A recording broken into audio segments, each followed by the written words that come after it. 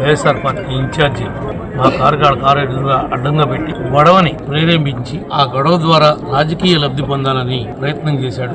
ఇవి ఈ కూటమి ప్రభుత్వంలో ఇలాంటి విషయాలు ఏవి కూడా ఎదరికెళ్ళవు. ఇదేమీ కళ్ళు లేని ప్రభుత్వం కాదు, చూస్తూ ఊరుకునేటువంటి ప్రభుత్వం కూడా కాదు. ఈ విషయాలన్నింటినీ కూడా వచ్చిన తర్వాత ఏం జరిగిందో అదంతా కూడా మా గన్మెన్ని పోలీస్ స్టేషన్కి వెళ్ళి కంప్లైంట్ ఇవ్వమన్నాను. నేను నాతో పాటు 5 వ్యక్తులు మేము ట్రావెల్ చేస్తున్నాం. వాళ్ళు ఒక 25 మందిని తీసుకుని వచ్చి ఏదో కింద పడ్డా మేమే నెగ్గాము అనిపించుకోవడం కోసం కృత్రిమంగా ఆలోచనలు చేస్తున్నారు. ఎవడి ఆలోచనల్ని వాడినే గోతులో పెడతాయి. ఇది చెప్తున్నాం, మీకు హెచ్చరిక అనుకుంటారో లేకపోతే మీ పద్ధతిలో మీరు ఉండమని చెప్తున్నాం అనుకుంటున్నారో మీరు అనుకోండి. మేము తెలుసుకుంటే మీరు ఈ నియోజకవర్గంలో ఎక్కడా కూడా ఒక్క ఊర్లో కూడా మిమ్మల్ని తిరగనివ్వని చెప్పి కూడా ఈ సందర్భంగా తెలియజేస్తాం. ఎందుకంటే మీరు ప్రజలు మీకు ఏ స్థానం ఇచ్చారో ఆ స్థానాన్ని మీరు పదనమై ఉండాలి.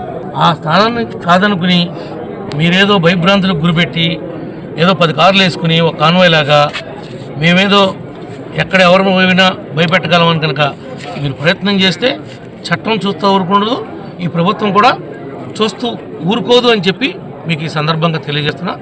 అంతా కూడా పోలీసు వారికి తెలియపరిచాం, గవర్నమెంట్ దృష్టికి కూడా తీసుకుని వెళ్తాం. తప్పనిసరిగా ఇలాంటి కార్యక్రమాలు ఎవరైతే చేపడుతున్నారో వాళ్ళ మీద చర్యలు తీసుకునే వరకు కూడా మేము ప్రయత్నం చేస్తామని చెప్పి ఈ సందర్భంగా మీకు తెలియజేస్తున్నాం. దీనిలో వచ్చినటువంటి నాయకులు కానీ, మా మండల పార్టీ ప్రెసిడెంట్లు, సీనియర్ నాయకులు, క్లస్టర్ ఇన్ఛార్జీలు, సమన్వయ కమిటీ మెంబర్సు, మీరంతా కూడా ఆవేశానికి లోను కావద్దు. చట్టాన్ని మీరెవరూ కూడా చేతిలో తీసుకుంటానికి వీల్లేదు. మన నాయకుడు ఏమైతే లైన్ ఇచ్చాడో ఆ లైన్ ప్రకారమే మనం వెళ్ళాలి తప్ప ఆ లైన్ దాటి ఎవరు కూడా వెళ్ళొద్దని చెప్పి కూడా మనస్ఫూర్తిగా కోరుకుంటున్నా. మీరు 24 గంటలు వెయిట్ చేయండి.